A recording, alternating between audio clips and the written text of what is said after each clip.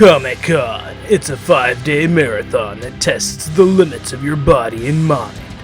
To make the most of this pop culture juggernaut, you need to push yourself to the limits of your strength and stamina, and then you need to go even further beyond. Okay, my hair might not have changed color, but this year was definitely a more taxing convention than last year's Convention of Chill. Still totally worth it, since that's what it takes to see all the sights and experience the unique things that Comic-Con has to offer. Starting with the main highlight of any Comic-Con video, the Cosplay Montage.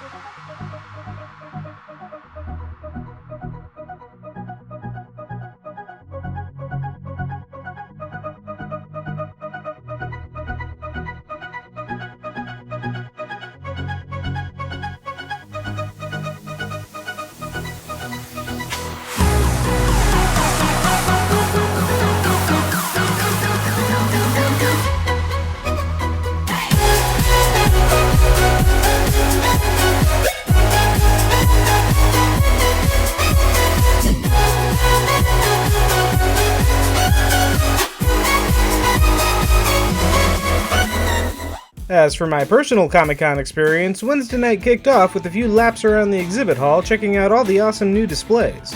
I considered getting in line to play Super Mario Odyssey, but Sonic Mania proved to be far more inviting, and you got a cool poster once you were done with the demo. Thursday was a more panel-oriented day, starting with DC Universe's 10th anniversary panel. Kevin Conroy, Tara Strong, John DiMaggio, and other voice actors were there to reminisce about the 30 movies that DC has put out in the last decade, and to shill hard for the DVD and Blu-ray collection they're putting out later this year. After that, it was time for a trip to the Hilton's Indigo Ballroom, where Peter Davison, Sophie Aldred, and Colin Baker took to the stage in a very energetic fashion, for the most part.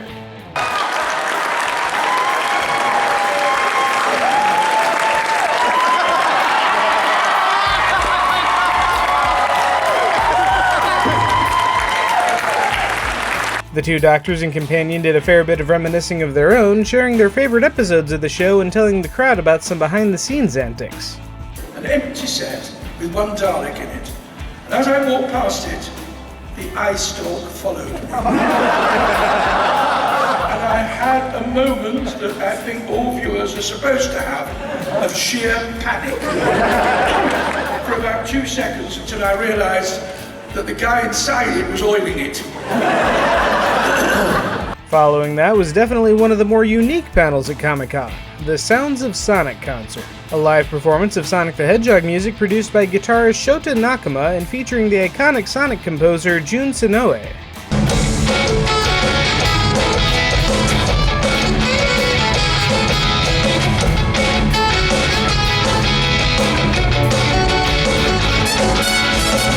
And while the convention staff put the kibosh on the idea of letting everybody rush the stage for a proper concert experience, lead singer Dave Ross certainly kept the energy up.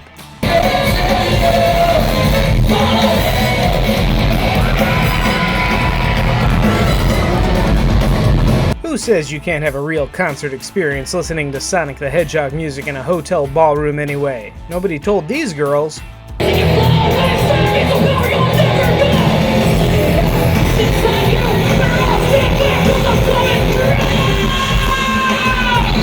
Friday was another panel-heavy day, all about cartoons, starting with a panel about Young Justice where producer Greg Weisman was frustratingly tight-lipped about what we can expect from the show's triumphant return.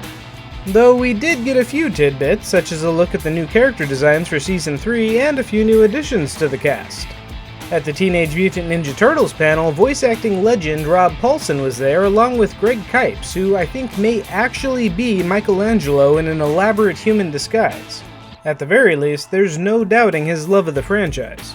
Definitely for the first 15 years of my life, I had Ninja Turtle pizza party and birthday party. Your parents paid for my kids' braces. Yeah, it all came back around, though. The panel itself was pretty great, featuring Stan Sakai, the creator of Usagi Yojimbo, and presenting an entire episode written by Kevin Eastman himself about Splinter and the Turtles in their baby days. Next up was a panel about Star vs. the Forces of Evil, a show I don't watch but have since started catching up on after hearing the cast talk about confirming or debunking fan theories. I think we should change the game from confirm or debunk to What and what?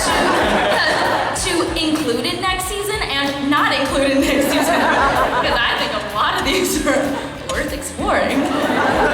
Also, I may be a little bit in love with Eden Cher. After that, it was the big event, the first Comic-Con panel for DuckTales. And yes, David Tennant was there. Fortunately, he knows a little something about stepping into the shoes of a beloved character that has entertained generations of fans. In fact, it's kind of hard to tell which character he's talking about sometimes. Probably because you never quite get the full picture. With every episode that arises, there's a new corner of his past that is unfurled, and he's clearly been around for quite a long time. Who knows quite how long he's been around for? And so you got that? Can you give us a number? It's higher than anyone expects. Yeah. So there are kind of so many skeletons in his closet and so many adventures in his past that keep propelling the story forward. And I think he's a rolling enigma. That's like myself. Of course, other times it's a little more obvious. You Mephistophelian Medusa, get your hands off my family or I'll give you a proper wallop and kiss my kilts, you bunch of galumphing gobstoppers! And Tennant wasn't the only voice actor giving an impromptu performance. Here's Ben Schwartz as Dewey giving a book report on War and Peace.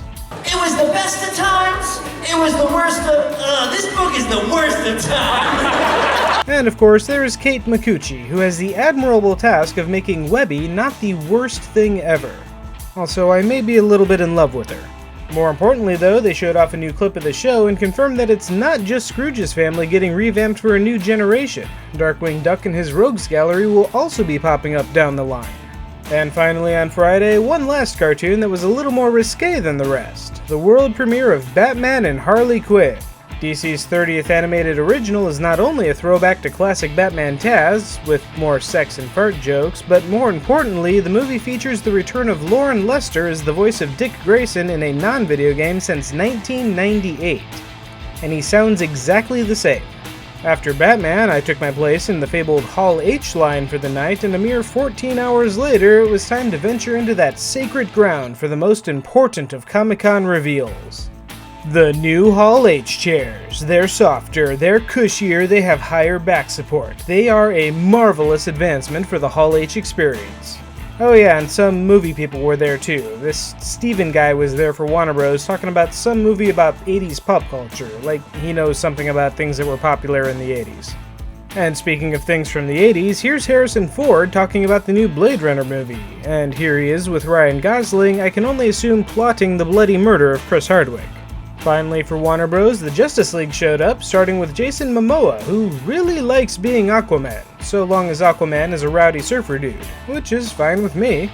After showing off a bit of Ocean Master's army, the rest of the league showed up with a probably sober Ben Affleck, shimmying Gal Gadot, Full Metal Ezra Miller, and Superbro Ray Fisher.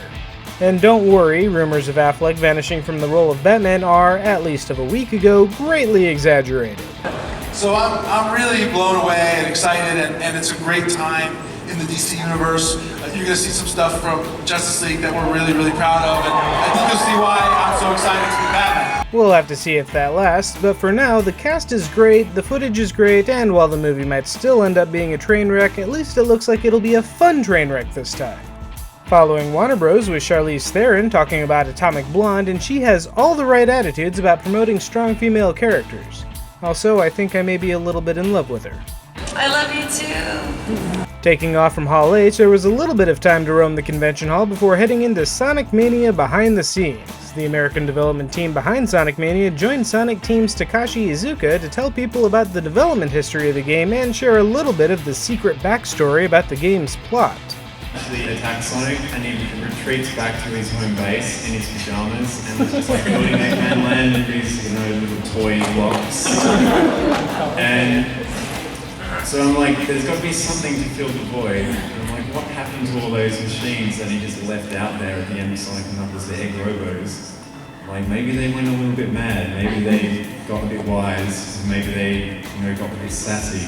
After the panel, I wandered across the street to attend a VIP party at the Omnium, which was alright, I guess. Mostly just a lot of VR stuff, but there was this trampoline game going on.